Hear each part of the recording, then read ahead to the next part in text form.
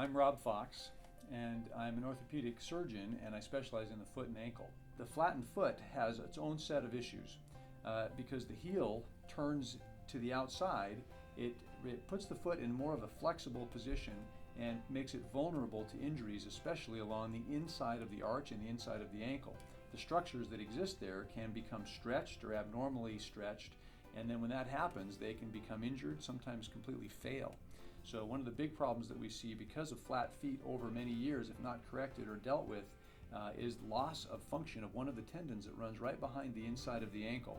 And it comes and attaches to the inside of the arch and then across the bottom of the arch and cradles the foot. But that tendon in a flat foot deformity, when it's flattened and not corrected, is stretched in a significant way, and over time it wears out. It just isn't able to handle those stresses over long periods of time.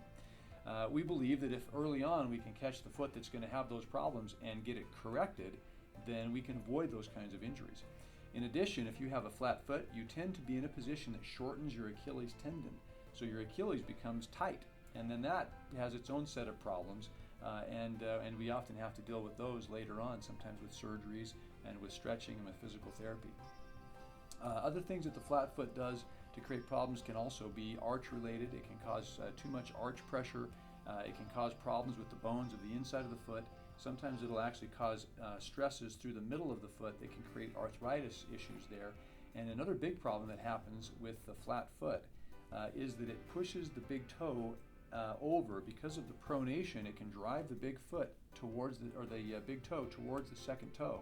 And when that happens, that is what we call a bunion or a hallux valgus. Hallux valgus just means it's a descriptive term, Latin term that basically says the toe turns toward the outside of the foot. And that's the classic bunion deformity. So by correcting the flat foot deformity, we can avoid many of those issues. Other things that can occur with the flat foot include problems with the knee, because going up towards the knee, if the foot's rotated outward, it puts stresses toward the inside of the knee, or at least stretches the inside ligaments of the knee, and that can actually cause stress on the meniscus on the inside of your knee. Your medial collateral ligament of your knee and other structures can also have issues there. So correcting the flat foot deformity, I think, is valuable, particularly in somebody that's having symptoms. And I am the Chief Technical Officer and President of a company called Foot Scientific, and really we formed that company to help us to design a series of devices that would allow me to be able to, in my practice, apply these to patients and help them to overcome problems, prevent problems, and improve their performance. And the Type 1 orthotic that we've created actually has some nice features in that it has a wedge or a posting of the heel, so that it brings that flat foot or that valgus heel into a neutral position, meanwhile supporting the inside structures of the arch so that it becomes a balanced foot, which puts it into the category of a Type 2 foot, which is the one we're always trying to create, and that's the more balanced neutral foot. We often will do this both before surgery and sometimes after surgery to make corrections.